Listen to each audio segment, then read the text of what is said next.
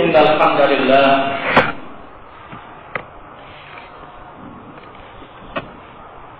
نحمده ونستعينه ونستغفره ونعوذ بالله من شرور أنفسنا ومن سيئات أعمالنا من يهده الله فلا مضل له ومن يضلل فلا هادي له أشهد أن لا إله إلا الله وحده لا شريك له وأشهد أن محمدا عبده ورسوله يا أيها الذين آمنوا اتقوا الله حق تقاته ولا تموتن إلا وأنتم مسلمون يا أيها الناس اتقوا ربكم الذي خلقكم من نفس واحدة وخلق منها زوجها وبث منهما رجالا كثيرا ونساء واتقوا الله الذي تساءلون به والأرحام إن الله كان عليكم رقيبا يا أيها الذين آمنوا اتقوا الله وقولوا قولا سديدا يصلح لكم أعمالكم ويغفر لكم ذنوبكم ومن يطع الله ورسوله فقد فاز فوزا عظيما أما بعد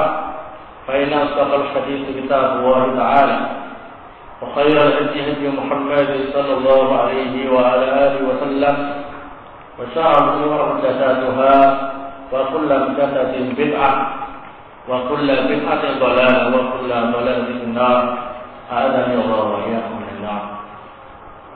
Alhamdulillah, pada kesempatan kali ini kita bisa memulai mempelajari sebuah kitab yang berjudul Matnu Al-Ajurumiyah, Matan Al-Ajurumiyah, karya Imam Hasan Haji rahimahullah yang dikenal dengan Ibnu Ajurum.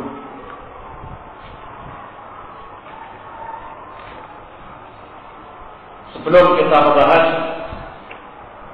lebih lanjut isi kitab ini,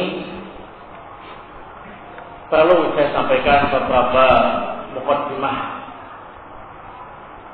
Yang pertama terkait dengan keutamaan mempelajari ilmu nahwu.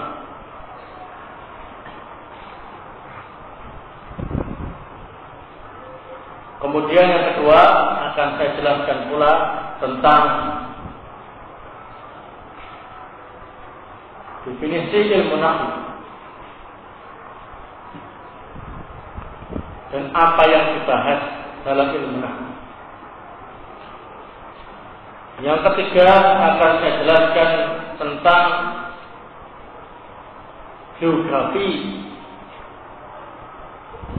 Al-Imam Hasan Haji rahimahullah atau Ibnu Ajurum yang menyusun kitab Matan Jurumiyah atau Matnu Al-Ajurumiyah.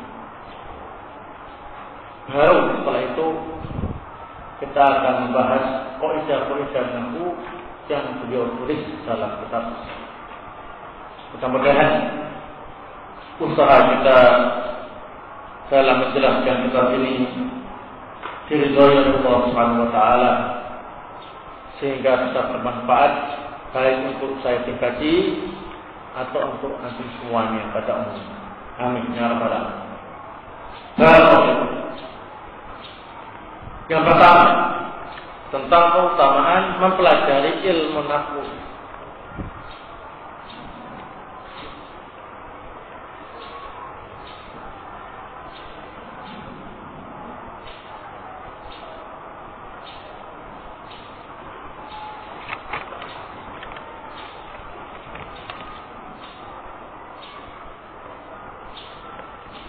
Berkata Al-Imam Syafi'i rahimahullah,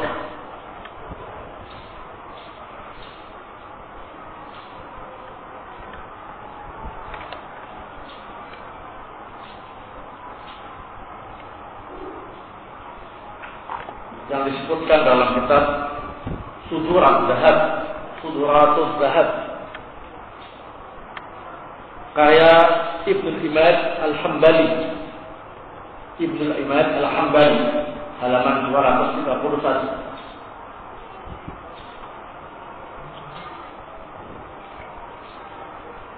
Kitab Suduratul Zahab karya Ibnul Imad Al-Hambali, halaman 231. Al-Imam Asy-Syafi'i rahimahullah pernah berkata, "Man tabahhara fin nahwi ihtada ila kulil ulum." Barang siapa yang mumpuni menguasai ilmu nahwu, maka dia akan mudah mempelajari disiplin ilmu Islam yang lain.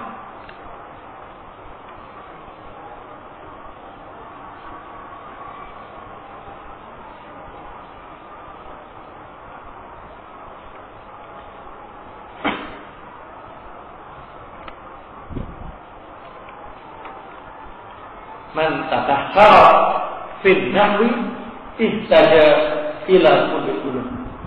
Barang siapa yang menguasai ilmu nahwu, maka orang itu akan mudah mempelajari setiap disiplin ilmu Islam yang lain. Ilmu Islam, ya. Nah, ilmu syariat. Mengapa demikian? Karena memang ilmu-ilmu syariat itu sumbernya berbahasa Arab. Sedangkan orang itu tidak akan memahami bahasa Arab dengan baik kecuali memahami ilmu nahwu. Sehingga ilmu nahwu jika dikuasai dengan baik, maka orang itu akan menguasai bahasa Arab. Dan kalau orang itu sudah menguasai bahasa Arab, maka dia memiliki alat untuk bisa membaca seluas-luasnya disiplin ilmu syariat yang lain dengan benar dan tidak salah baca. Sebaliknya, kalau orang itu tidak menguasai ilmu nahwu, maka secara otomatis dia tidak menguasai ilmu bahasa Arab. Dan kalau dia tidak menguasai ilmu bahasa Arab, apa yang bisa dilakukan ketika menghadapi ilmu-ilmu syariat yang sumbernya berbahasa Arab? Kalaupun dia nekat terjun, maka kesalahannya lebih banyak daripada benarnya. Barakah itu. Sehingga tidak menguasai malah kacau. Ya, ini keutamaan belajar ilmu nahwu yang disampaikan oleh Imam Syafi'i rahimahullah, dinukil oleh Ibnu Imad Al-Hambali dalam kitab beliau Suduratul Zahab halaman 231.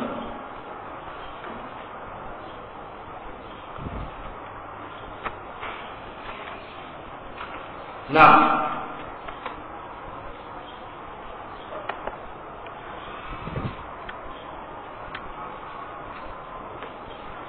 Al-Imam Syu'bah rahimahullah juga pernah berkata, ucapan beliau ini dinukil oleh Syekh Ibnu Utsaimin dalam Syarh Al-Jurmiyah, Syarh Jurmiyah yang disusun Imam Syu'bah rahimahullah, yang ucapan beliau ini dinukil oleh Syekh Ibnu Utsaimin rahimahullah dalam kitab beliau Syarh Al-Jurmiyah. Mathalul ladzi yata'allamul hadits wa la yata'allamul nahwa kama talil burus la aqsalah. Pamisalan orang yang belajar hadis tapi tidak belajar ilmu nahwu itu seperti burnus itu kopiah kolam tuali tanpa ada kepala. Mau nempel di mana? Enggak ada kepalanya. Ya, artinya tidak sempurna. Kolam tua atau peci atau songkok, ya, atau yang sejenisnya Itu baru kelihatan manfaatnya bila ada kepalanya. Nah, kalau tidak ada kepalanya,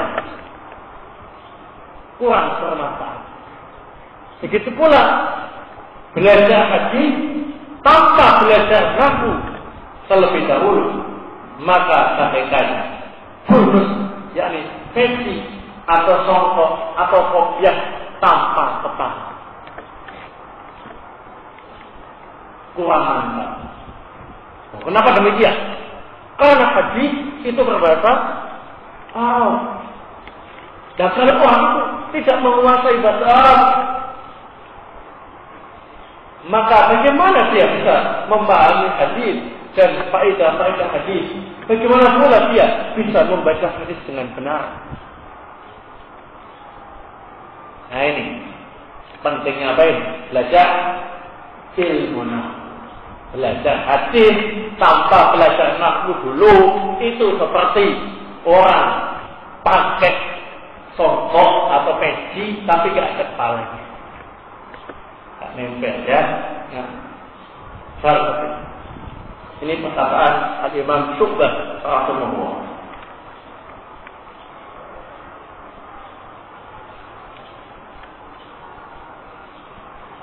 Kemudian ucapan para ulama yang lain yang menjelaskan tentang keutamaan belajar ilmu nahwu ialah perkataan Abu Ishaq Az-Zajjaj.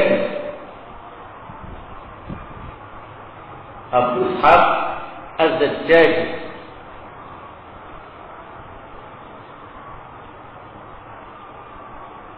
ini dinukil pula oleh Syekh Ibnu Utsaimin rahimahullah dalam kitab beliau Sahhu al-Jurmiyah.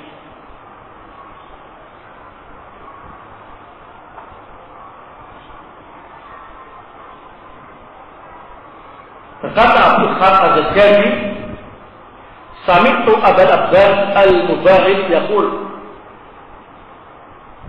aku mendengar Abu Abbas Al-Mubarid berkata. Al-Mubarak ini seorang ulama al-nahwu,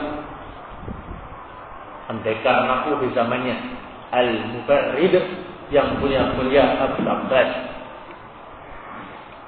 Beliau berkata, kana ba'du salaf yaqul, sebagian salaf berkata, alaikum bil arabiyyah,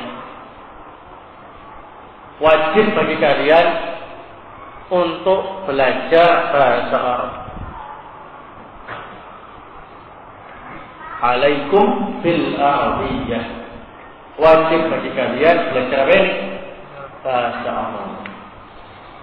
Fa innahal muru'atu dhahirah, karena bahasa Arab itu adalah kewibawaan seseorang yang bisa terlihat,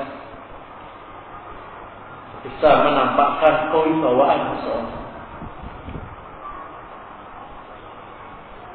Orang itu kalau menguasai bahasa Arab dengan baik, itu berwibawa. Ya. Wa hiya kalamullahi azza wa jalla wa anbiya'ihi wa malaikatihi. Karena bahasa Arab itu ialah bahasa yang menjadi firman Allah, ucapan para nabi dan malaikat. Firman Allah, Al-Quran menggunakan bahasa apa? Arab. Sabda-sabda nabi pakai apa ini? Bahasa Arab. Bahkan merupakan bahasa para malaikat. Sehingga orang yang menguasai bahasa Arab itu memiliki wibawa yang nampak, karena dia telah menguasai bahasa yang dipakai oleh Allah Subhanahu wa taala dalam firman-Nya, para nabi dalam sabdanya, dan para malaikat dalam berbicara. Alaikum bil arabiyyah fa innahal muru'atu dhahirah wa hiya kalamullahi azza wa jalla wa anbiya'ihi wa malaikatihi.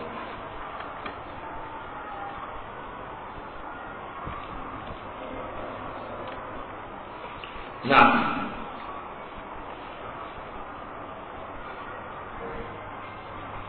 soal topik ini beberapa perkataan para ulama terkait dengan keutamaan mempelajari apa? Ilmu nahwu. Ya. Nah. Baik. Kemudian mukadimah yang kedua. Apa tadi? Terkait dengan definisi ilmu nahwu dan juga hal-hal yang terkait dengan ilmu nahwu.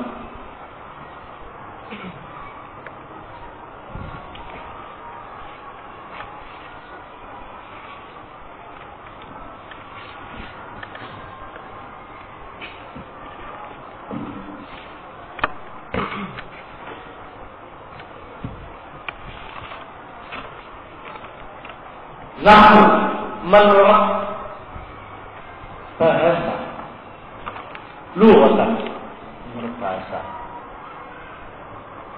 atau bahasa ilmiahnya morfologi,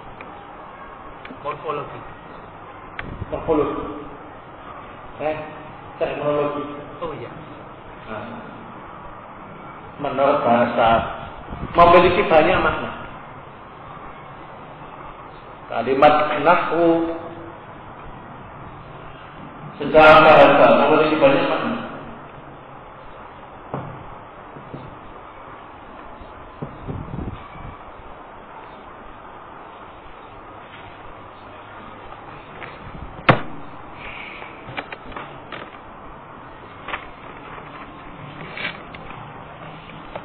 Yang pertama, an-nahwu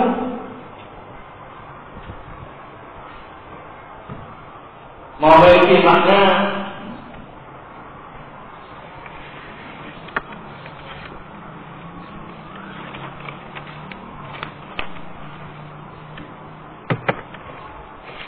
al-jihah, jihatun,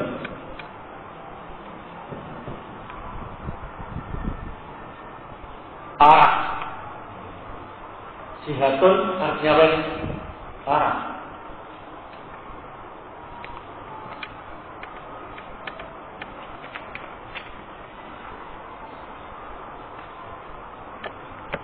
Contoh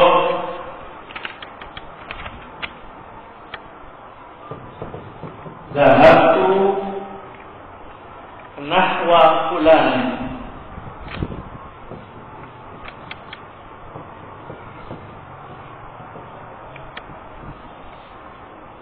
Zahabtu nahwa fulan.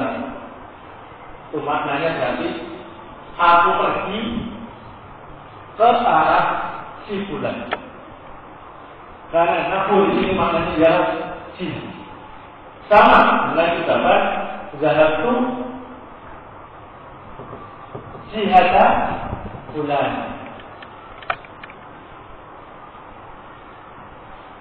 Zahabtu nahwa fulan itu maknanya adalah aku pergi ke arah si fulan.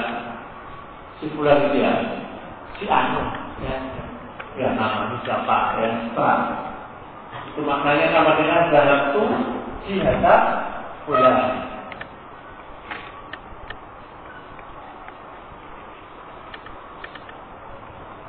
Ini makna an-nahwu menurut bahasa yang pertama. Yang kedua,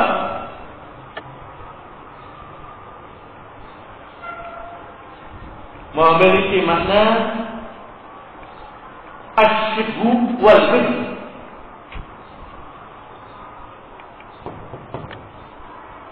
Asyibhu wal bid'ah, yakni serupa, seperti. An-nahwu itu memiliki makna serupa atau seperti. Asyibhu wal bid'ah. Contoh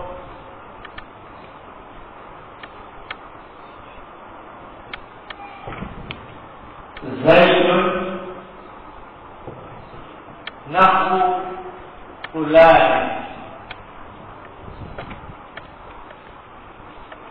Zaid serupa atau seperti si fulan. Jadi Zaid syibhu atau mislu fulan.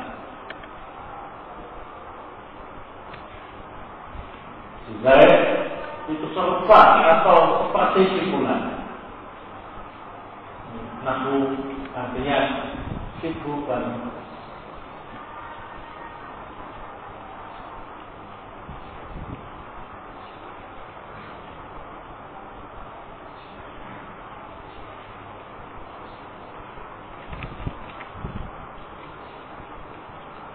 kemudian yang ketiga, arti nahwu menurut bahasa.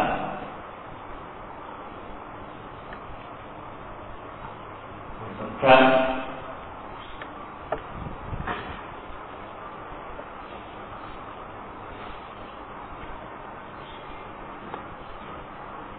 artinya ialah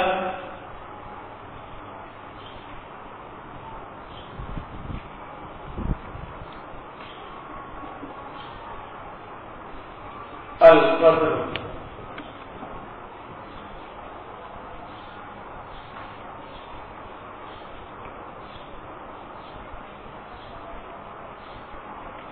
Nah, yakni ukuran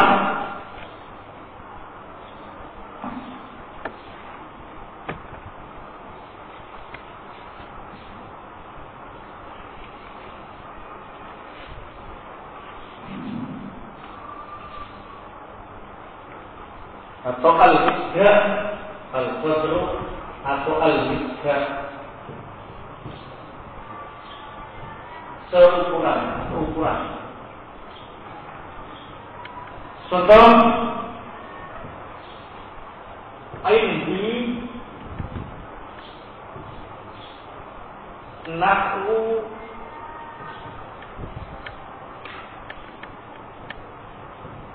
alfi dinar. Ini nahwu alfi dinar. Artinya aku memiliki seukuran 1000 dinar. Memiliki uang sebesar seukuran 1000 dinar. Sama dengan ini qadru alfi dinar atau miqdar alfi dinar. Nahwu artinya al-qadr atau al-miqdar, ukuran.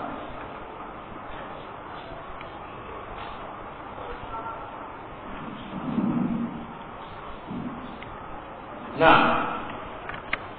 ini adalah makna nahwu menurut bahasa yang tak penting, yakni al-jihad artinya arah.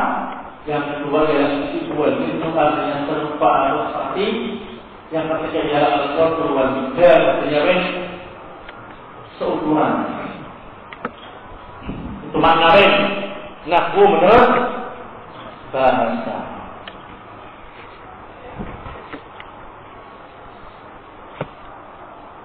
Paham ya? Tanya apa makna an-nahwu lughatan menurut bahasa?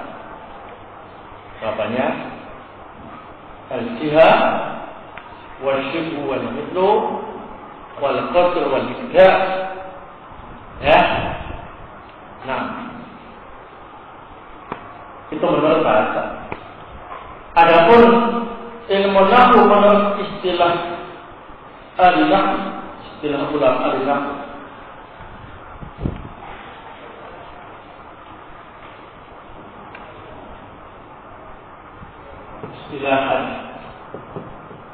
menurut istilah ulama al-nahwu,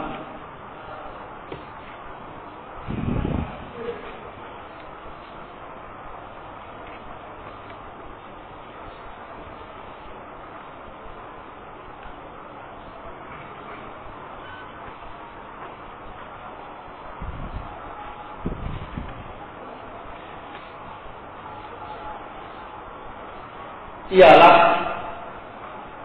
al-ilmu fil qawaid allati yu'rafu biha ahkam awakhir al-kalimat al-arabiyyah fi hal tarkibiha min al-i'rab wal bina' wa ma yasba'u dhalik.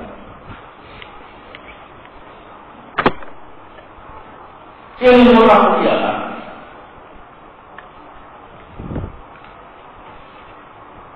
ilmu yang membahas kaidah-kaidah,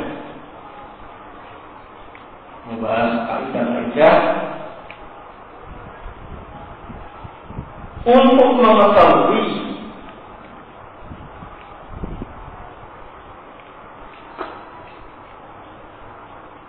hukum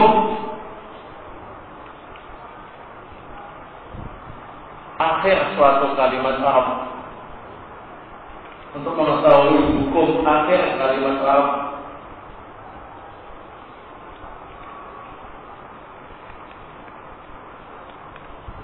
setelah disusun dalam jumlah.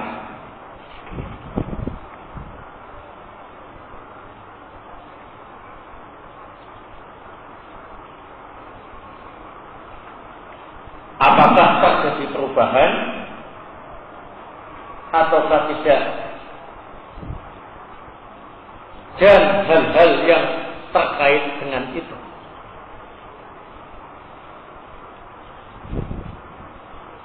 Ilmu yang membahas tentang kaidah-kaidah untuk mengetahui hukum akhir kalimat Arab setelah disusun dalam jumlah. Apakah terjadi perubahan ataukah tetap, dan yang terkait dengan itu. Bahasa Arabnya al-ilmu bil qawaid allati yu'rafu biha ahkam awakhir al-kalimat al-arabiyyah fi hal ta'kibiha min al-i'rab wal bina' wa ma yasbaqu dzalik.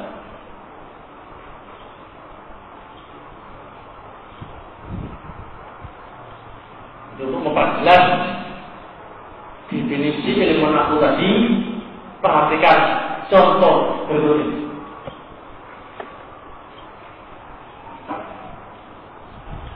Kalian mengenal kalimat Arab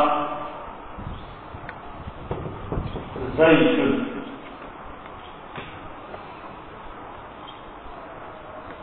Apa artinya Zaid? Yosi Zaid, Mas Zaid, atau Pak Zaid, ya. Nah, kalian tahu akhir kalimat Arab yang namanya Zaidat itu mana? Dan yang ada boman, ya. Jangan. Nah, ini kalau cuma Zaid saja, ya Zaidun terus. Enggak dibahas dalam ilmu nahwu kalau dia sudah sendiri seperti itu. Tapi kalau sudah dimasukkan dalam jumlah, yakni diberi kalimat Arab yang lain, jahatan contohnya, maka akan bisa kita lihat harokat akhir dalam kalimat Zaid itu berubah atau tetap.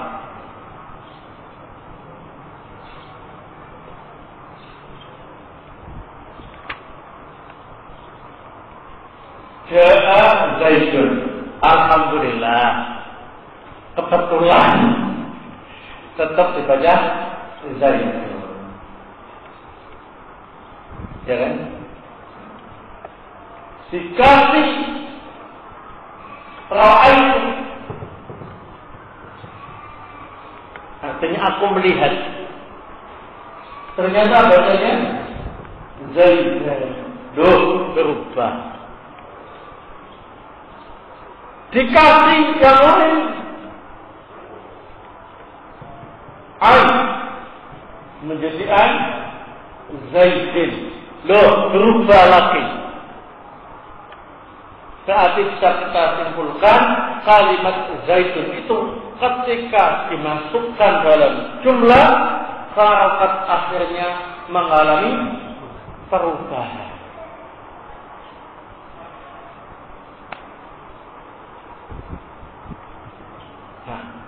Nah, ilmu nahwu membahas kaidah-kaidah tentang masalah perubahan itu.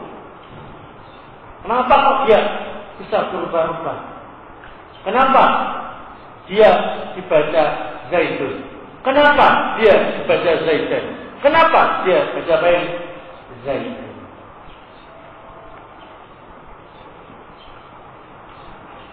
Contoh yang lain kita perhatikan.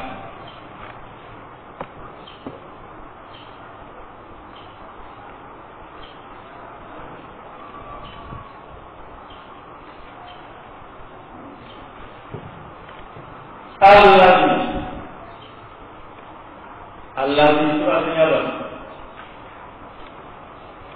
Artinya orang. Ya.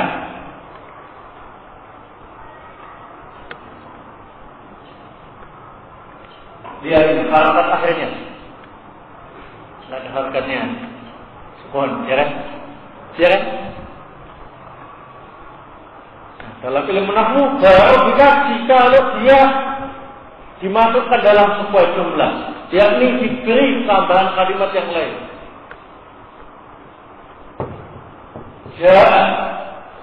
Ja'a allazi.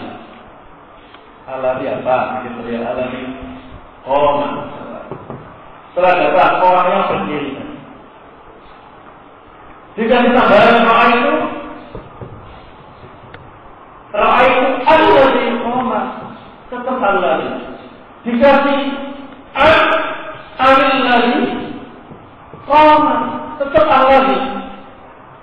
Nanti kita simpulkan allazi itu adalah kalimat yang tidak mau berubah kata akhirnya. Pengennya tetap.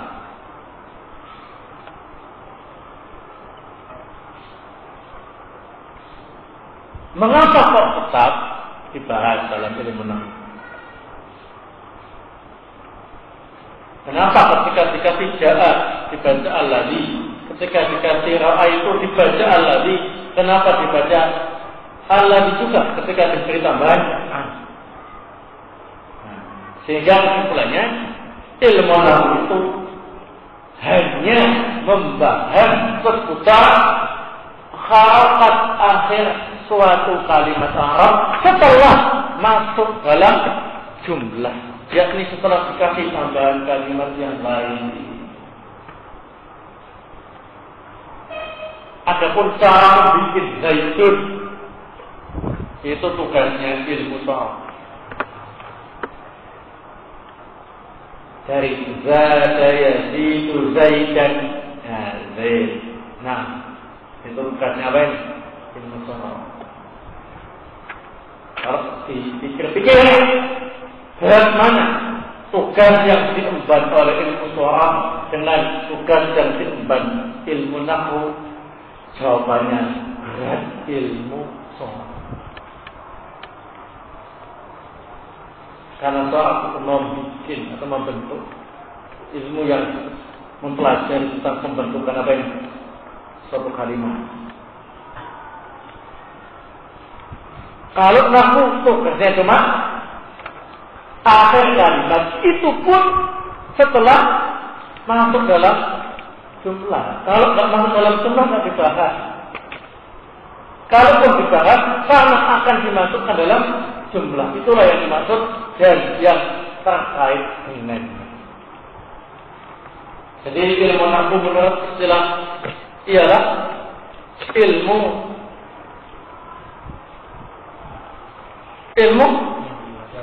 yang membahas tentang kaidah-kaidah untuk mengetahui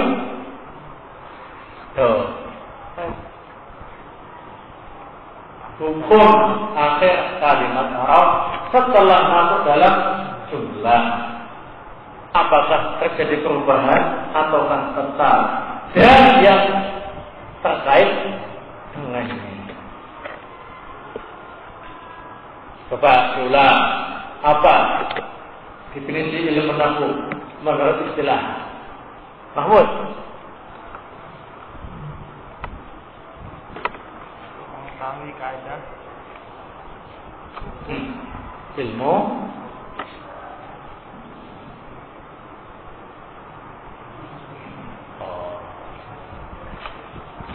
kalau belajar ilmu nahwu nggak arti ilmu nahwu itu apa, bingung, repot ini. Nah, apa? Lebih hewan. ilmu dengan kaidah untuk ilmu dengan kaidah untuk ilmu yang membahas kaidah untuk mengetahui akhir sebuah kalimat setelah kalimat Arab iya. Setelah masuk ke dalam jumlah, berubah atau tetapnya, dan hal-hal yang berkaitan dengannya. Nah, perfect. Kalian coba diulang, Mahmud. Ilmu nahwu ialah ilmu yang membahas tentang kaidah bahasa Arab. Ilmu yang membahas tentang kaidah-kaidah, Membahas kaidah-kaidah untuk mengetahui akhir hukum akhir kalimat Arab setelah menjadikan jumlah masuk dalam jumlah, berubah atau tetap, dan yang terkait dengannya. Ulangi lagi. Atau apa ilmu nahwu itu? Ilmu yang membahas tentang kaidah-kaidah untuk mengetahui hukum-hukum kalimat Arab, akhir kalimat bahasa Arab. Kalimat Arab. Dan setelah Berubah atau tetap. Dan yang terkait. Dan yang terkait dengannya. Nah, kalau itu tenang saja, pelan-pelan. Pak ulangi, jangan takut ketinggalan, ya. Nah, coba diulangi lagi, masih salah.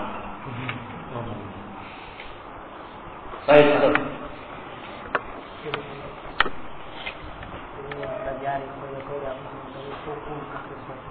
Bagaimana?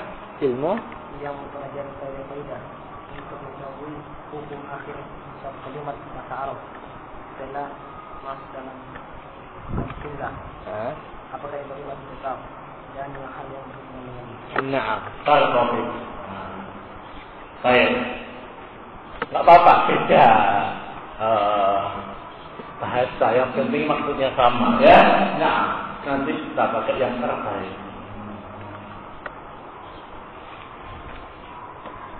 Dengan definisi itu, kalau Allah, kita bisa mengetahui pembahasan berikutnya, yakni maudhu ilmu nahwu. Topik yang dibahas dalam ilmu nahwu.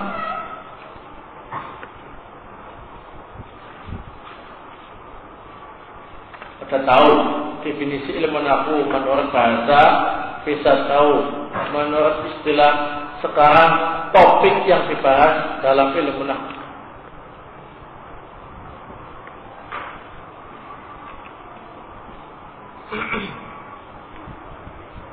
Nah, dari definisi ilmu nahwu menurut istilah tadi, kira-kira siapa yang tahu topik yang dibahas dalam ilmu nahwu itu apa?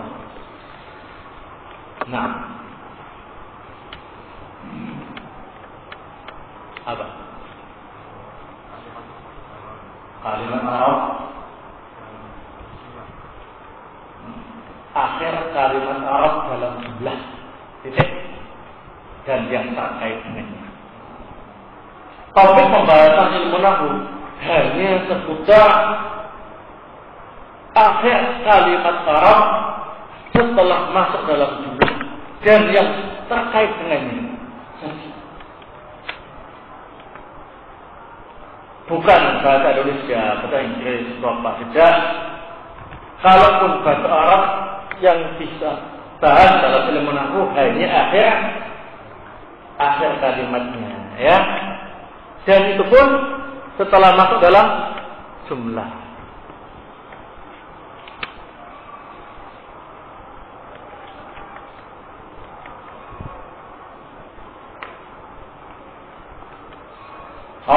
Topik yang dibahas dalam ilmu nahwu apa tadi? Menyebutkan hukum akhir suatu kalimat Arab yang masuk bulan jumlah. Akhir kalimat Arab yang masuk bulan jumlah.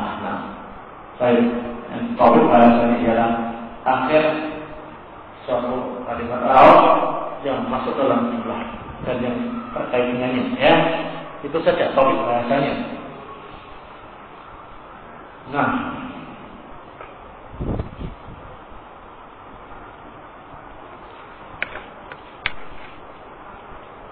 kemudian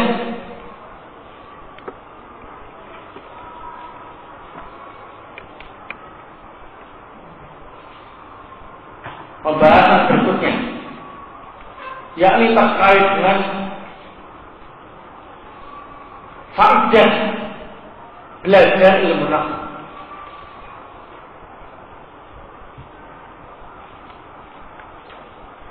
Faedah ya, buah yang bisa kita petik jika menguasai ilmu nahwu. Faedah belajar ilmu nahwu.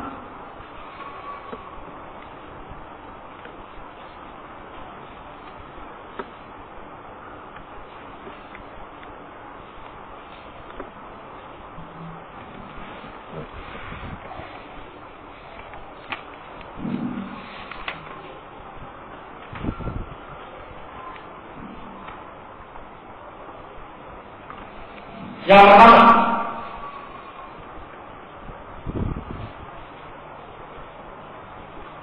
siyanatul lisan anil khata' fil kalam. Menjaga lisan agar tidak salah dalam mengucapkan bahasa Arab.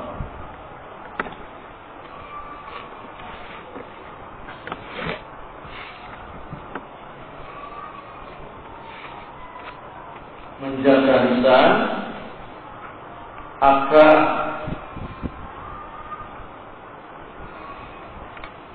tidak salah dalam mengucapkan bahasa Arab.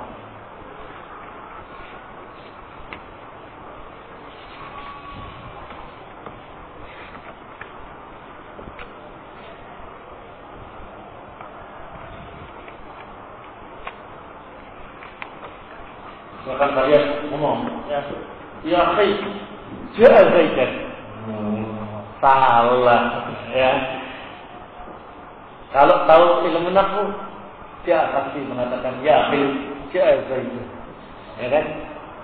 Maka dengan mengetahui ilmu nahwu, kesalahan bacaan atau salah ucap itu tidak terjadi.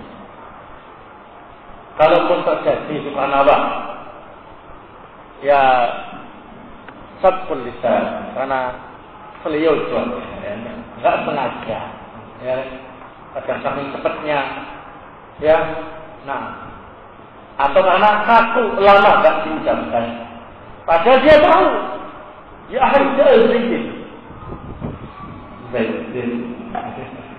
ya, nah, itu yang pertama, faedah belajar menang, bisa menjaga bisa dari kalangan mengucapkan bahasa Arab, baik rawatul kitab, kalau baca kitab itu baik Al-Quran, hadis maupun kitabnya para ulama salaf yang berbahasa Arab, kalau tidak tahu ilmu nahwu, kalian akan salah baca. Maka dengan ilmu nahwu kesalahan baca itu bisa dihindari. Tapi faedah ilmu nahwu ialah menjelaskan dan akan tidak salah dalam mengucapkan bahasa Arab. Yang pertama. Yang kedua,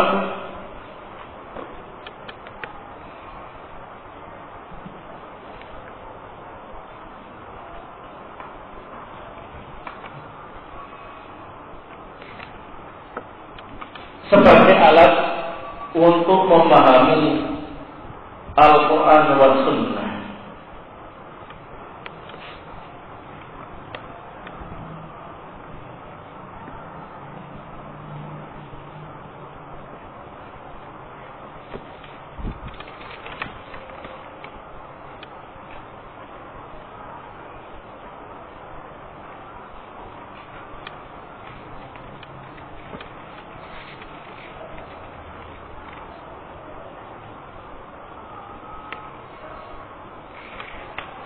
Nah,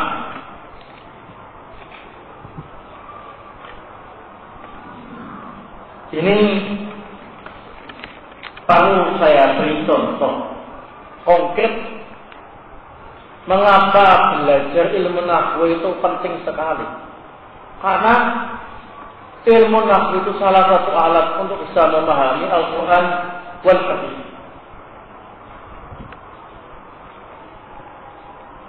Nah, contoh firman Allah Subhanahu wa taala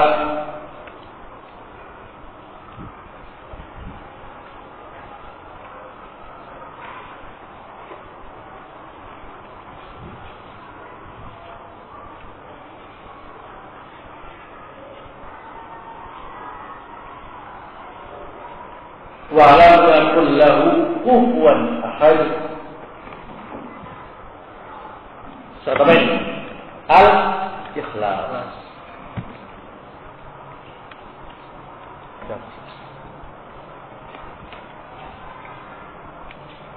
Minta.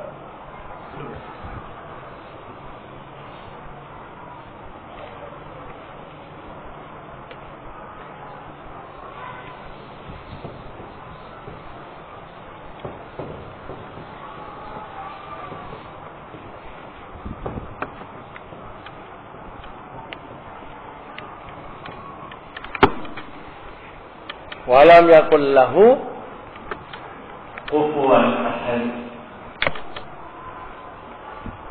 Itu benar apa salah?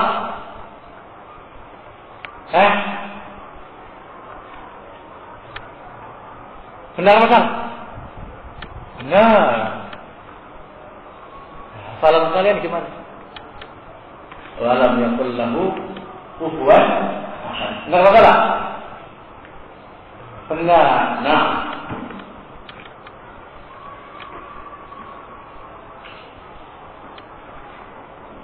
baik. Ini kalian mengatakan benar karena memang itulah yang ada dalam mushaf. Ya.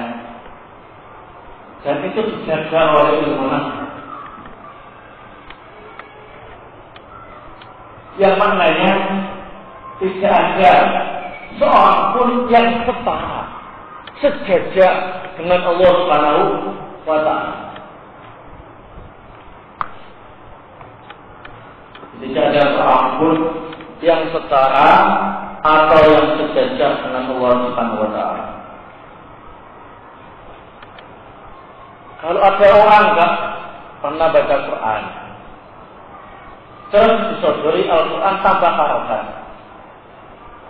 yang tak hafal ya, juga tidak sering baca, disodori Al-Quran tanpa harokat, dia juga tidak ngerti ilmu nahwu, terus dia membaca walam yakul lahu kufuwan ahad.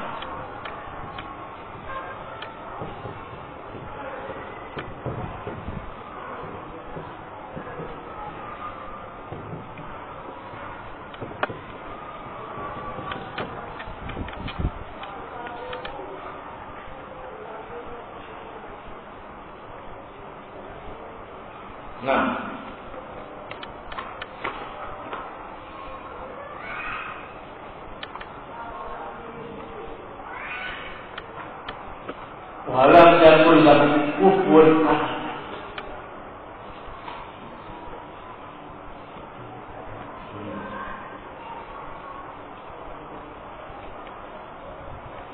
Sebabnya dan tidak ada seorang pun yang tidak setara dengan Allah Subhanahu wa taala.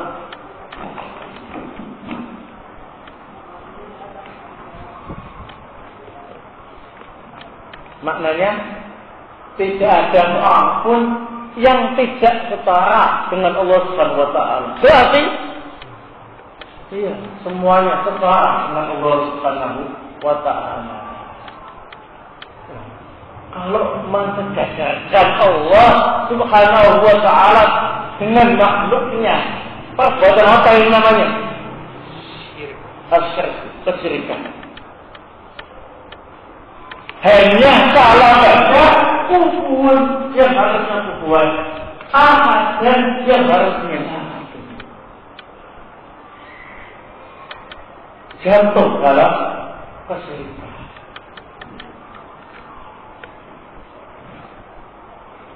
Maka itulah faedah belajar ilmu sebagai salah satu alat untuk bisa memahami Al-Quran dan Hadis dengan benar.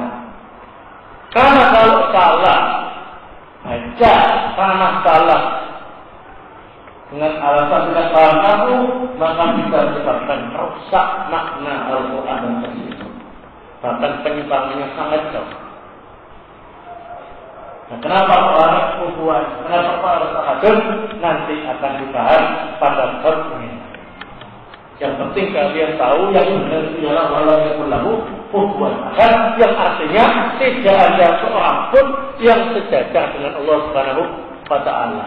Tapi kalau membaca walau yakul lahu kufuwan ahad, itu artinya tidak ada seorang pun yang tidak setara dengan Allah Subhanahu wa taala. Jadi tak ya Allah musta'an. Saya masih banyak lagi dulu ya tentang masalah lain. Nah,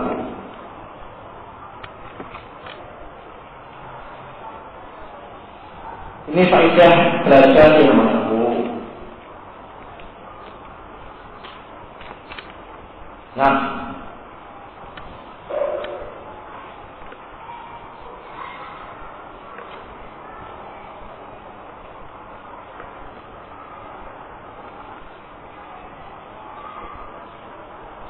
kemudian di antara faedah belajar ilmu nahwu ialah annahu bihi yudraku ijazul Qur'anil Karim. Dengan ilmu nahwu kita bisa mengetahui mukjizat Al-Qur'an dalam masalah sastra Arabnya, ya.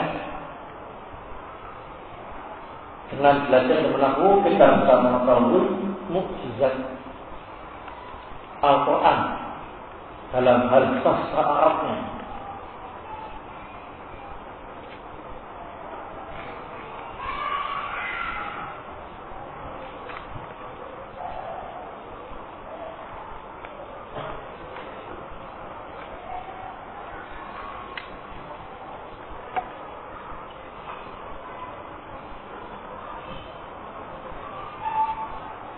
Nah,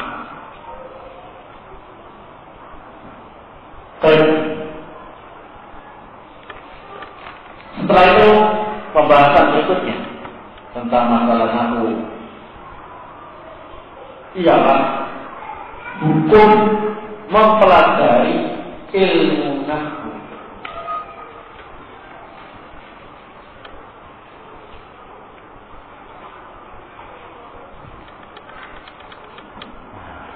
Apa hukumnya? Para ulama menjelaskan bahwasanya ilmu nahwu itu termasuk ilmu-ilmu Islam yang lainnya, sehingga hukum anda belajar ilmu nahwu adalah fardu kifayah. Fardu kifayah itu jika sudah ada yang mempelajari ilmu nahwu, menguasainya, maka yang lainnya yang tidak belajar ilmu nahwu tidak berdosa. Ya, tapi dia menanggung resiko sendiri, jadi orang yang bodoh. Ya. Tapi kalau sudah tidak ada satupun yang mempelajari ilmu nahwu, maka hukumnya meningkat menjadi fardhu ain. Kalau tidak ada yang mempelajari sama sekali, maka hukumnya meningkat menjadi fardhu ain atas orang yang belajar. Bahkan tidak punya satupun di dunia ini orang yang belajar ilmu nahwu. Terus Anda paham penting ilmu nahwu, maka wajib ain bagi Anda untuk belajar ilmu nahwu. Ya, itu.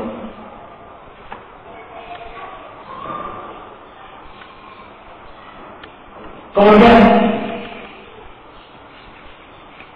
yang perlu dibahas juga,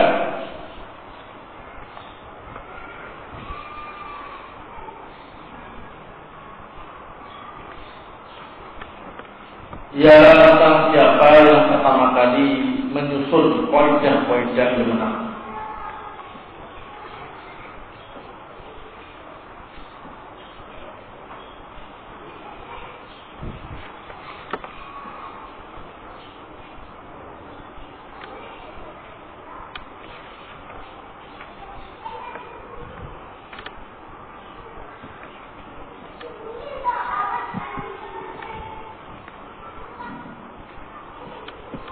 Menurut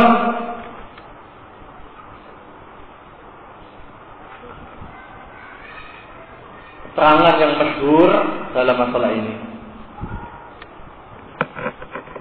penyusun pertama ilmu nahwu itu ialah Abul Aswad ad-Du'ali.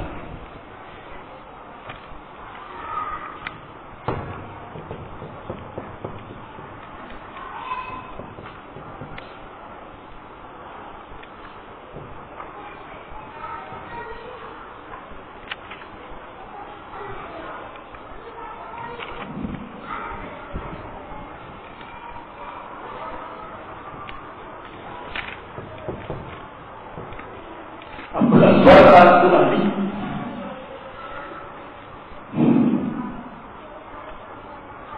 Aswad ad-Du'ali.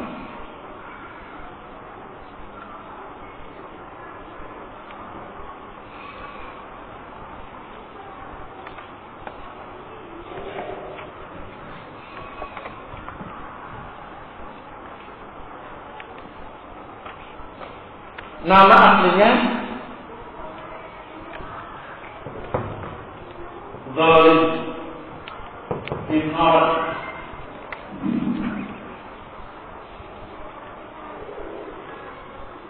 Termasuk deretan perawi Sahih Muslim. Min rijal Muslim. Zalim ibnu Amr. Itu nama aslinya Abdul Aswad ad-Du'ali. Zalim ibnu Amr. Min rijal Muslim, termasuk deretan perawi Sahih Muslim. Ya.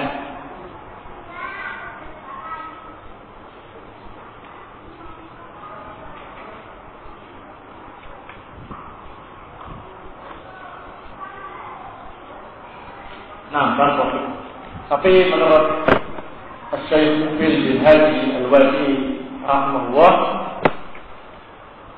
tidak ada sanad yang sahih yang menjelaskan tentang Abdul Aswad ad-Du'ali sebagai apa ini penyusun nahwu yang pertama.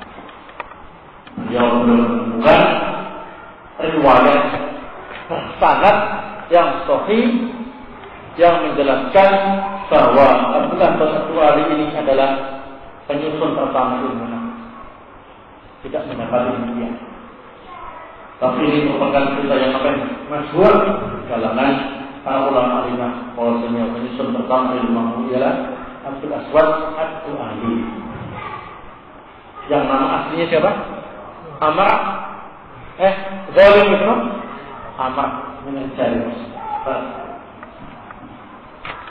Nah, oleh karena waktunya sudah molor sedikit, pembahasan tentang biografi penyusun kitab Matan al-Jurumiyah. Nah, akan saya sampaikan pada pertemuan yang akan datang, insyaallah. Dan kita memulai membahas poin-poin yang disebutkan dalam kitab tersebut. Mudah-mudahan apa yang saya sampaikan tadi bermanfaat dan bisa memotivasi kita semua untuk semangat belajar bahasa Arab khususnya ilmu nahwu. Wassallallahu ala nabiyyina Muhammad wa ala alihi wasallam walhamdulillah.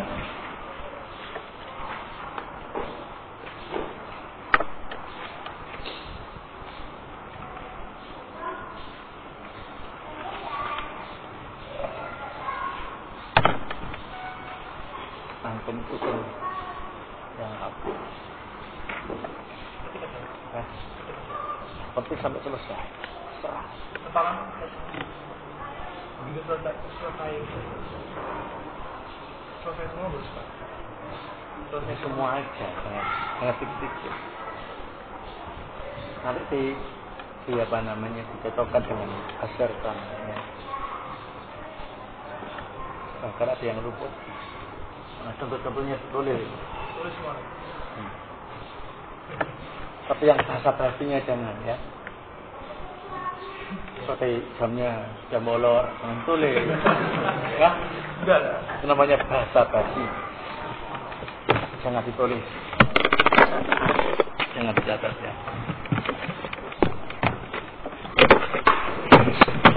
Jam ketiga.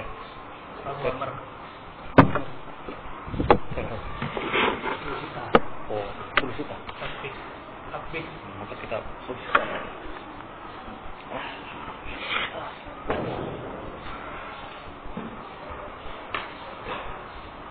Ini harus ganti poros.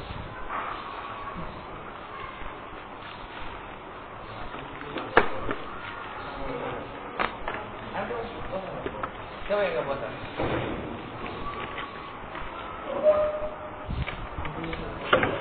Punya siapa nih?